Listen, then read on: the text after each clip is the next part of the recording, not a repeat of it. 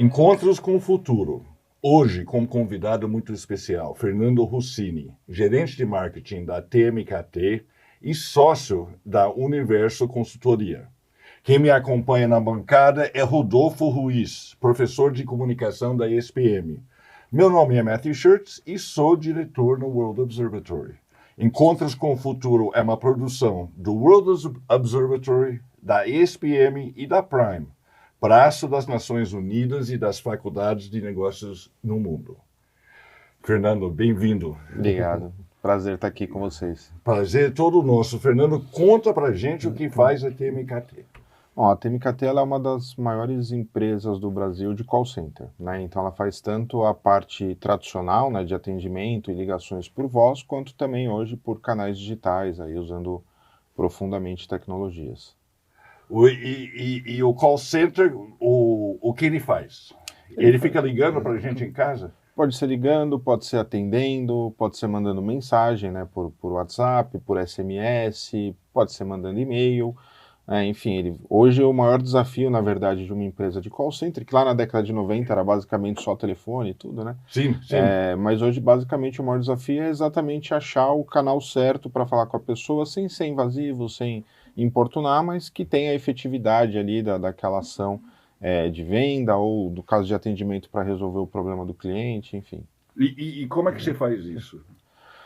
Bom, na verdade, eu cuido do marketing lá, né? Então a gente tem uma equipe multidisciplinar bem grande, né? Hoje quase tudo é feito baseado em estatística, né? Então a gente tem dados de comportamentos, de tendências, a partir do histórico, né? Que a gente tem lá com os nossos clientes em relação aos clientes deles, né? E aí, baseado em estatística, baseado nas informações que a gente vai montando as cadências, né, que a gente chama para... O que é uma cadência? A cadência é o seguinte, eu tenho lá o seu nome, por exemplo, eu preciso falar com você para vender um plano de celular, por exemplo, tá? E aí, de acordo com... Eu estou precisando. Aproveitar a oportunidade, né? De acordo com o seu perfil, que a empresa de telefonia passa para a gente tem lá uma ideia de qual que é a melhor maneira de te achar. Mas a gente vai tentar, por exemplo, te telefonar. Se o telefone não deu certo, vai mandar um SMS. Se não deu certo, vai para uma mensagem de WhatsApp ou para um e-mail. Isso é o que a gente chama de cadência. Você tem lá o prazo, né, de dias. Então mandei uma mensagem, depois de X dias não respondeu, a gente parte para outra, para tentar efetivamente aí conseguir terminar esse contato, né? Lógico que isso é tudo integrado, com muita tecnologia ali, né, no back-office, inteligência artificial, para não acontecer de conseguir falar com você e aí depois eu disparo uma mensagem, que é algo que acontecia muito algum tempo atrás. Né? Hoje não, hoje a gente já faz isso de forma mais integrada para conseguir falar, beleza, já está resolvido, não tem mais necessidade aqui. Aí que acho que entra então o caminho desse Customer Experience, esse X. Isso, o que a gente fala muito, né, quando a gente fala em Customer Experience, é exatamente fornecer, né, para o consumidor final, né, para o cliente do nosso cliente, a melhor experiência possível. Né? Existem várias pesquisas em relação a isso, que o consumidor, eu não vou lembrar o número de cabeça, mas é algo em torno de 70% das pessoas, elas estão dispostas a pagar mais por um produto ou serviço, desde que elas tenham uma experiência de compra agradável. E aí o que é uma experiência de compra agradável? É exatamente essa questão de falar no canal que ela quer, no horário que ela quer, de ela não ter que ficar dando as mesmas informações várias vezes. Então tá falando de venda, mas tem outro lado de atendimento. Por exemplo, a pessoa tem um problema lá com o seguro dela, quer acionar, abrir um sinistro, alguma coisa. Às vezes ela começa por telefone, depois ela precisa mandar um documento por WhatsApp. E aí, é um absurdo se ela tivesse que repetir tudo o que aconteceu. Hoje não, hoje você consegue recuperar isso lá, só com o CPF ou com o número de protocolo e você dá sequência nisso. Né? Então, quando a gente fala em Customer Experience, é exatamente tentar fornecer, né, a melhor experiência, com o que é um baita desafio. Né? A gente está falando aí de milhões de clientes, se a gente pensar nas grandes empresas da área financeira, seguros, telefonia. Né? Então, assim, como que eu vou padronizar algo para milhões de pessoas? Não tem como. E aí a gente vai usando a tecnologia e vai usando análise do que a tecnologia informa, que a gente sempre fala que acima da inteligência artificial está a inteligência humana ainda. de entender aqueles dados e o que eu vou fazer com isso, né? Que decisão que eu vou tomar em cima disso. Uma reclamação que eu tenho e que eu ouço bastante é do outro lado do balcão um pouco, da pessoa que tenta entrar em contato com uma empresa grande para resolver um problema ou até comprar alguma coisa e não consegue. Vocês cuidam disso também na TMKT? A gente tenta. Não, acho que todo mundo... Acho que o volume... para a gente assim, entender. Acho que o volume deve ser alto também, né? O volume... No receptivo. Exatamente, acho que todo mundo já passou por a experiência de tentar comprar alguma coisa, por exemplo, e não conseguir falar com uma pessoa. Sim, né? Sim, Você fica sim. rodando de robô para um lado, para o outro. E isso assim, é uma coisa que, obviamente, a gente constrói junto com os clientes. A gente não tira... né, da cartola, a gente constrói junto com os clientes, de acordo com as ferramentas que ele tem e tal. Mas o desafio é como vocês falaram, o primeiro é o volume, né, o volume de ligações, ou, enfim, a gente tem situações de pico. Então, se você tem, por exemplo, clientes da área de telefonia, né, como eu citei, você tem picos, alguns picos programados por causa de chuva, por exemplo, etc.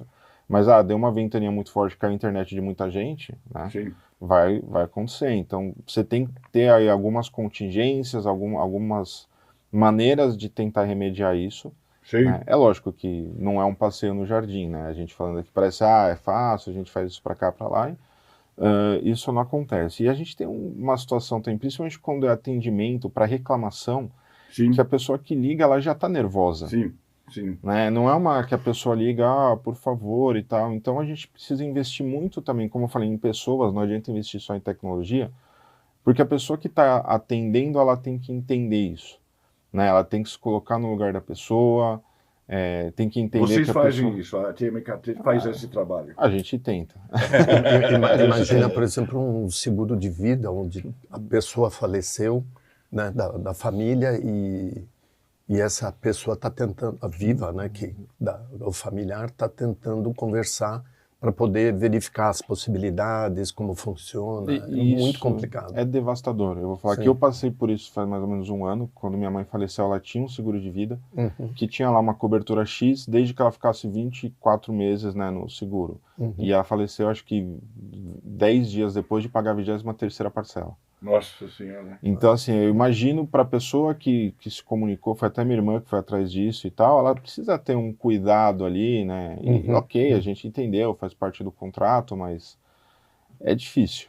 Sim, né? sim. É difícil, a gente sabe que o nível de comunicação do brasileiro, de uma maneira geral, também não é a coisa mais desenvolvida do mundo, né? Por diversos problemas. A gente tem um nível de analfabetismo funcional gigante, as pessoas têm dificuldade com leitura, interpretação. A gente está falando da ligação por telefone, mas às vezes essa conversa é pelo WhatsApp, né? Sim. E aí a pessoa escreve, a pessoa que está lendo interpreta de um jeito, a pessoa que falou de um jeito. Então, assim, todo dia, talvez toda hora, é um leão ali que a gente tem que matar, que tem que administrar, é muita pessoa, é muita gente, né? Então, são mais de 4 mil colaboradores lá só na TMKT.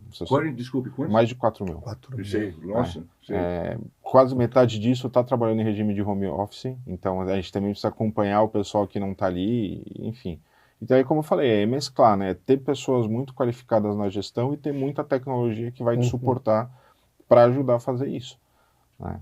Que interessante, metade das pessoas estão trabalhando em casa. Estão trabalhando em home office. E qual é o desafio? Tinha um desafio particular disso? Isso ajudou? Conta pra gente como foi isso. Isso sempre foi assim ou foi a pandemia mesmo?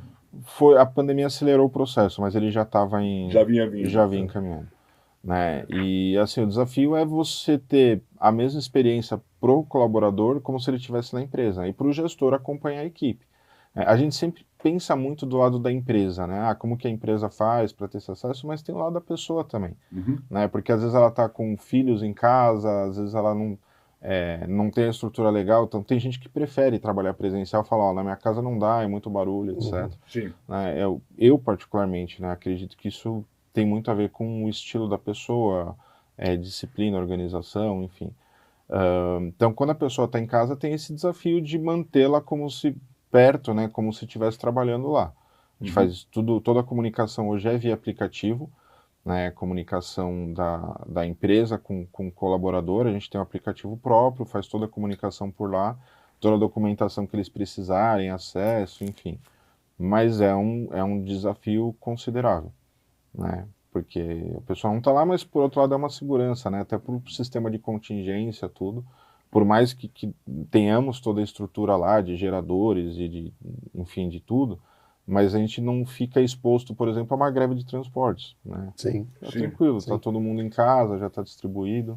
E qual o limite de alçada da pessoa poder tomar uma decisão estando mesmo no teu escritório ou estando em casa? Por exemplo, o exemplo que você deu, né?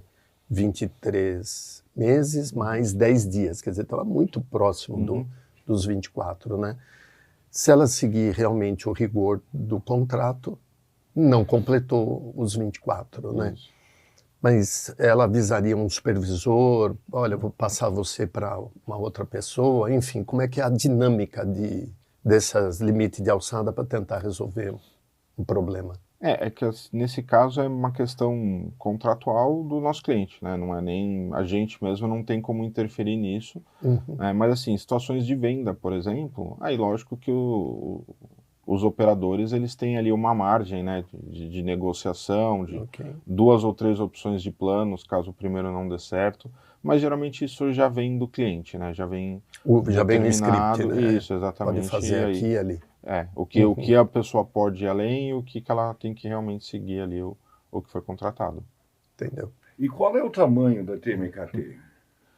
Você diz em área? Pessoas, não, de pessoas, de faturamento, de...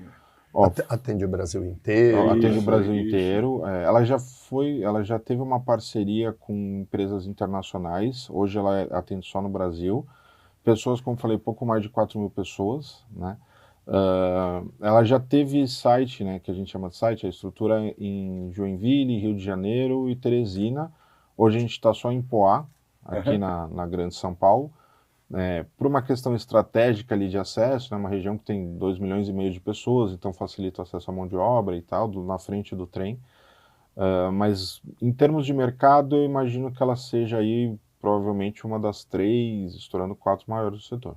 Sim. E tem gente trabalhando no Brasil inteiro, gente trabalhando home office? Ou não? O home office, a maioria ainda é da região. A gente privilegia a região ali. Isso, porque aí se precisar de uma reciclagem, se precisar de qualquer coisa, às vezes, como eu falei, a pessoa pode passar um tempo presencial, então a gente acaba privilegiando o pessoal que está ali na região. Sim. Você crê que com a inteligência artificial essas ações poderiam ser feitas por máquina? Até porque tem um contrato e então depois ela vai seguindo o script, né, e dizendo para a pessoa, interagindo, falando, olha, a situação é essa, enfim. Quer dizer, é possível, né? A gente já faz isso em algumas áreas, por exemplo, atendimento por WhatsApp. A gente tem pesquisas que reforçam a possibilidade disso, mas por outro lado a gente nunca perde o fator humano. Como eu falei, então você tem por um lado 67% das pessoas não se importam de ser atendidas por robôs, para coisas simples, como uma segunda via de boleto, uma informação, mas você tem aí mais ou menos 70% das pessoas, elas querem que o humano esteja disponível assim que seja necessário. O que a gente usa muito em termos de tecnologia é na parte interna, então tanto para back-office, para treinamento, então a gente está lançando agora um novo produto, né, uma questão interna, um processo de treinar os operadores com inteligência artificial. Então a gente já desenvolveu vários personagens, então o operador liga e atende lá um robozinho como se fosse uma senhorinha nervosa, um cara que está com pressa, alguma coisa legal. Assim. Mas eu acredito que totalmente artificial eu acho difícil. Talvez, próxima geração aí, isso seja mais comum, mas pra gente ainda, esses dias houve uma frase muito interessante, né, que a gente tem muitas empresas que já nasceram digitais e falam muito do digital, da empresa do futuro, e é muito importante a gente pensar na empresa do futuro, só que a gente tem que atender o cliente de agora. E o cliente de agora, grande parte dele ainda é a pessoa que gosta do contato humano, que faz questão de ser atendido por uma pessoa, que, como eu falei, a gente não sabe como vai ser no futuro, mas por enquanto, totalmente, eu acho bem improvável. Porque o desafio pode ser esse também, porque a geração que está andando agora, né, já está no celular, já está conectada, né? Então pode ser que para ela estar falando com um robô, alguma coisa do tipo, não seria problema, né? É a geração ainda anterior, né, da minha que quer um contato, né? Pra gente ainda talvez é um pouco estranho, né? Eu vejo assim, pelos meus sobrinhos, tem um sobrinho de 13, um 16 e uma de 5. Então, se eles foram na feira, acho que 10 vezes cada um é muito, e provavelmente só para comprar pastel. Para comer pastel. Então, para eles, não faz sentido o processo que, para mim, é básico, que é ir no mercado, tira o produto da prateleira, põe no carrinho, tira do carrinho, põe no caixa, tira do caixa, põe na sacola, tira da sacola, põe no carro, para chegar em casa, tirar do carro e colocar na... Para ele, não, pô, se eu posso pegar pelo celular e comprar, por que eu vou fazer tudo isso? Por que eu vou fazer isso? Então, talvez, para essa geração, eu percebo muito isso dando aula, né? A relação deles com a tecnologia é totalmente diferente. Eu, particularmente, eu não gosto muito de futurologia, de vai ser assim, vai ser assado. Mas eu acredito que daqui a uns 15, 20 anos, talvez, vai ser bem diferente. Você dá aula? Eu dou aula. Dou aula de marketing, de transformação digital, de coisas relacionadas. Sim. Em universidade. Sim. Sim. E aí você sente essa diferença de geração, você deve sentir com muito certeza. Isso, sinto. Eu já estou naquela fase que essa diferença está começando a doer em mim já. Que ele é bem mais novo que eu.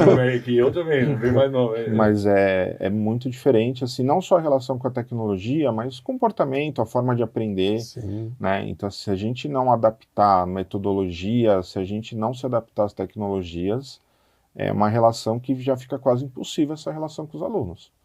Né? Fica muito difícil mesmo. É muito interessante. Você falou de comprar no mercado, e eu lembrei que durante a pandemia, e eu tenho idade para ser grupo de risco, eu passei tudo, eu não deixei de ir no mercado. Para mim é inconcebível eu fazer uma lista, não que eu não sei fazer, eu sei fazer, mas eu não quero outra pessoa fazendo minha compra. Sim. Mas escolhendo a manga, é um ritual, escolhendo a manga, é um ritual, eu gosto né? na feira, eu gosto de conversar, sou amigo dos caras na feira. É um ritual pra gente, é um ritual, faz e parte. só que para eles não faz sentido, para eles é perda de tempo. Sim. Né? Sim. As fontes de pesquisa para nós já são diferentes dele, né? Então assim, talvez eu esteja na geração aí que ficou bem no meio do caminho, né? Que eu tenho uma familiaridade com o digital, mas não nasci totalmente digital. Então, peguei ali o comecinho da internet como estudante e tal. E aí eu vejo hoje como eles pesquisam, né? Ou como eles não pesquisam. Também. É bem complicado. Tanto que hoje a gente não fala mais em ensino, né? Hoje a gente precisa falar em aprendizagem. Né? Porque não acabou essa história do professor chega e transfere conhecimento para o aluno. Porque você vai falar uma coisa, se o cara achar que é uma besteira, ele não vai nem no Google, ele vai no TikTok e vai achar alguém que fala alguma coisa contrária ao que você falou. E ele vai achar. Sim. Ele vai sim, achar. Vai. E se ele achar que o que você falou faz sentido, ele vai achar alguém que vai lá e vai incentivar e falar, pô, o professor é o cara, falou isso aqui, ó. Né? Então a gente tem que esquecer a história de, eu sei a matéria, eu vou transferir para eles o conhecimento. Não eu vou dar a trilha ali para ele aprender o que ele quer, do jeito que ele quer, que é uma coisa até meio perigosa, enfim, mas aplicar no dia a dia dele. A teoria, pela teoria, eu sei que faz muito tempo que acabou, né? Mas hoje ela é impraticável, porque o cara começa a olhar e fala, tá, e o que eu faço com isso?